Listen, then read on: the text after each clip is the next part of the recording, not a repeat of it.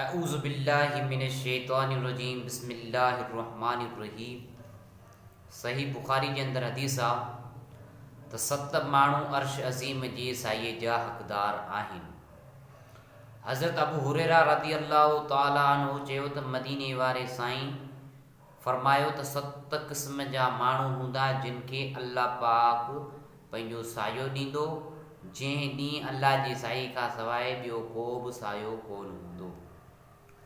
Number 1 अदल वारो बादशाह।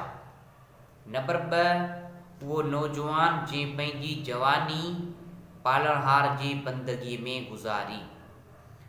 नंबर 3 उहो मर्द जंहिंजी दिलि मस्जिद सां अटकियल रहे। नंबर 4 उहे 2 माण्हू जिन अल्लाह वास्ते हिक ॿिए में महबत रखी गॾु थिया तब उन महबत में जुदा थिया, तब उन महबत में यानी गॾु थिया तब उन महबत में, जॾहिं जुदा थिया तब उन महबत में।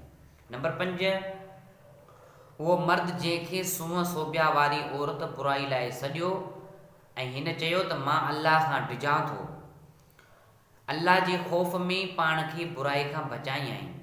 नंबर 6 ऐं उहो माण्हू जंहिं अहिड़ी लिक में ख़ैरात कई जो खाॿे हथ खे ख़बर न पवे त साॼे हथ कहिड़ी ख़ैरात कई ऐं छा ख़ैरात कई। नंबर 7 ऐं उहो माण्हू जंहिं अकेलाई में वेही अल्लाह जो ज़िक्र कयो पोइ उन जी अखियुनि मां लुड़क वही पिया।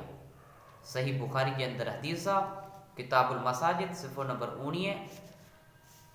बुखारी शरीफ़ जे अंदर हदीस आहे त 7 माण्हू अहिड़ा आहिनि जेके मूं बयानु कया उहे अल्लाह पाक जे अर्श अज़ीम जे साये जा हक़दार आहिनि।